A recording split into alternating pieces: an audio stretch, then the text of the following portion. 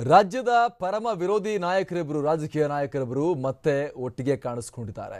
ಒಂದೇ ವೇದಿಕೆಯಲ್ಲಿ ಪರಮ ಶತ್ರುಗಳ ಮಿಲನವಾಗಿದೆ. ಮೈಸೂರಿನ ಕಾರ್ಯಕ್ರಮವೊಂದರಲ್ಲಿ ಬಿಎಸ್ ಯಡಿಯೂರಪ್ಪ ಹಾಗೂ ಸಿದ್ದರಾಮಯ್ಯ ವೇದಿಕೆಯನ್ನ ಹಂಚಿಕೊಂಡ್ರು. ವೇದಿಕೆಗೆ ಬರ್ತಾ ಇದ್ದ ಹಾಗೆ ಎದ್ದು ಸಿದ್ದರಾಮಯ್ಯ ಅವರು ಯಡಿಯೂರಪ್ಪನವರಿಗೆ ಹಸ್ತಲಾಘವವನ್ನ ಮಾಡಿದ್ದಾರೆ.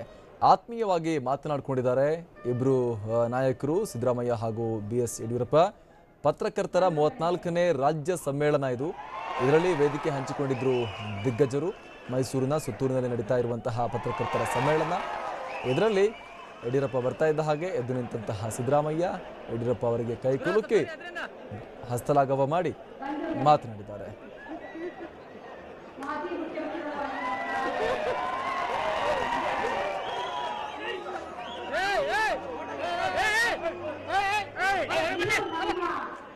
ಜನರಿಗೆ ಕಾಣುವಂತಹ ಕಣ್ಣಿಗೆ ಕಾಣುವಂತಹ ಹಬ್ಬ ಅಂದ್ರೆ ಇದು. ನಾಯಕರಿಬ್ಬರು ಪರಸ್ಪರ ಪ್ರೀತಿಯಿಂದ ಮಾತನಾಡುವ ಒಂದು ಕ್ಷಣವನ್ನು ತುಂಬಿಕೊಳ್ತಾ ಇದೆ ಈ ಜನಸ್ತೋಮ.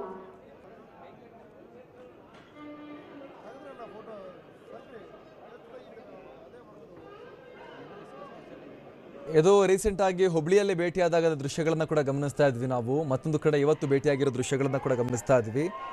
ನಮ್ಮ ಪಕ್ಷ ಅದು ನಿಮ್ಮ ಪಕ್ಷ ಇದು ಅಂತ ಹೇಳಿ ಬಡದಾಡ್ಕೊಂಡು ಮಾತು ಬಿಟ್ಕೊಂಡು ಕುಸ್ತಿ ಆಡುವಂಥ ರಾಜಕೀಯ ಪಕ್ಷದ ಕಾರ್ಯಕರ್ತರೇನಿದ್ದಾರೆ ಅವ್ರದನ್ನು ನೋಡಬೇಕು, ಪಾಠವನ್ನು ಕಲ್ತ್ಕೋಬೇಕು.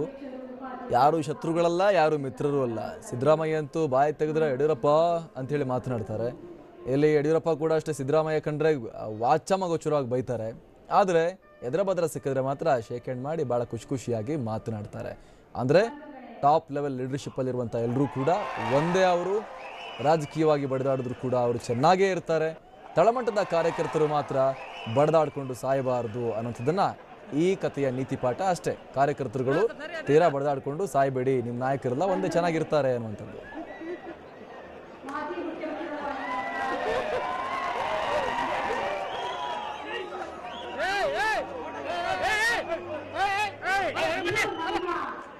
ಜನರಿಗೆ ಕಾಣುವಂತಹ ಕಣ್ಣಿಗೆ ಕಾಣುವಂತಹ ಹಬ್ಬ ಅಂದ್ರೆ ಇದು. ನಾಯಕರಿಬ್ಬರು ಪರಸ್ಪರ ಪ್ರೀತಿಯಿಂದ ಮಾತನಾಡುವ ಒಂದು ಕ್ಷಣವನ್ನು ತುಂಬಿಕೊಳ್ತಾ ಇದೆ ಈ ಜನಸ್ತೋಮ.